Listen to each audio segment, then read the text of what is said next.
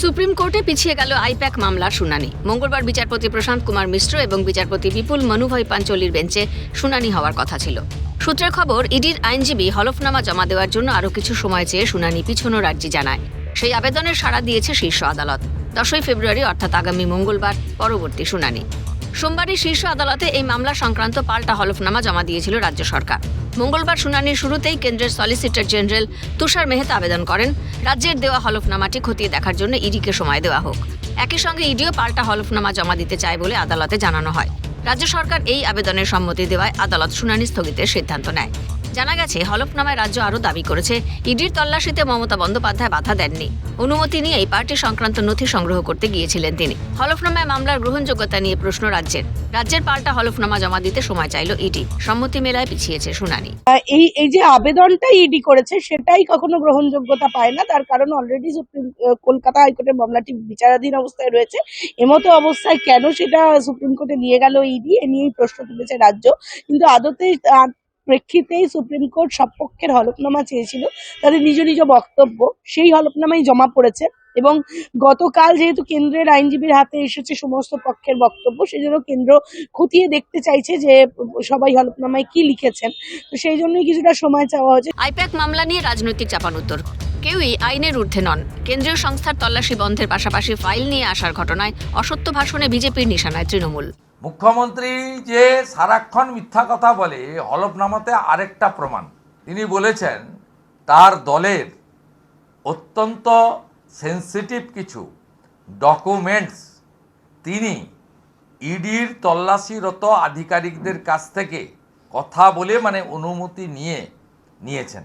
আমরা সেদিন মুখ্যমন্ত্রীকে হাতে ফাইল নেওয়া অবস্থায় যুদ্ধ জয়ের ভঙ্গিতে যে প্রেস কনফারেন্স করতে লাইভে দেখেছি, তাতে উনি কিন্তু অনুমতি নিয়েছেন এ কথা একবারও বলেননি। আমি কাড়িয়ে নিয়ে এলাম, আমি নিয়ে যেতে দিইনি।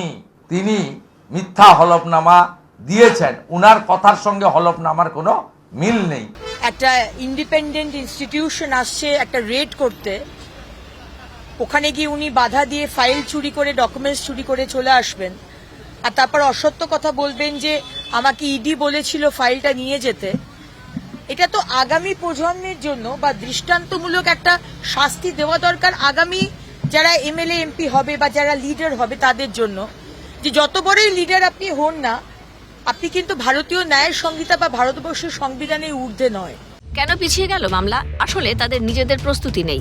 ইডিকে কাজে লাগিয়ে বিজেপি তৃণমূলের সমস্ত গোপন তথ্য নির্বাচনী রণকৌশল চুরি করতে চেয়েছিল। পাল্টা বিজেপিকে বিঁধলেন তৃণমূল কংগ্রেসের রাজ্য সহ সভাপতি জয়প্রকাশ মজুমদার। কি সময় দিল কেন? ইডি কেন বলছে? গভর্নমেন্ট অফ ইন্ডিয়াই তো বলেছে পেছিয়ে দেওয়া হোক। তার মানে তাদের প্রস্তুতি নেই।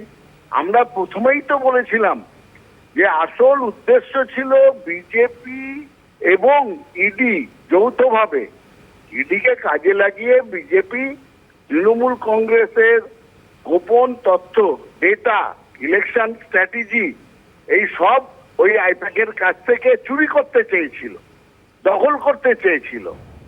ঘৃণ্য অপরাধ। সেইটা তখন হয়নি, মমতা বন্দ্যোপাধ্যায় গিয়ে আটকে দেন।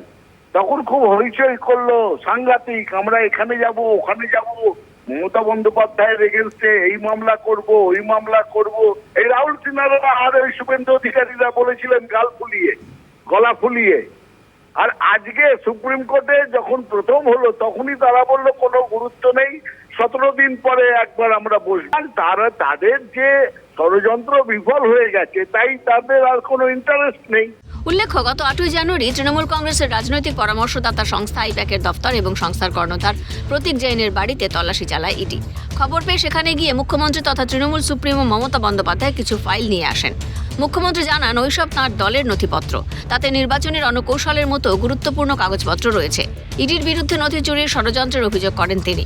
তাঁর সংযোজন দলের স্বার্থে তিনি সেসব ফাইল সঙ্গে নিয়ে যাচ্ছেন, যার জেরে ইডির সঙ্গে সংঘাত তৈরি হয়।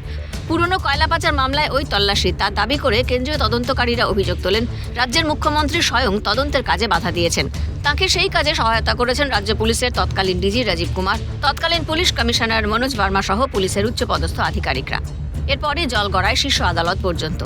এখন আগামী সপ্তাহের শুনানিতে উভয় পক্ষের হলফনামা নিয়ে আইনি বিতর্ক কোন দিকে মোড় নেয় সেদিকে নজর রাজনৈতিক মহলের।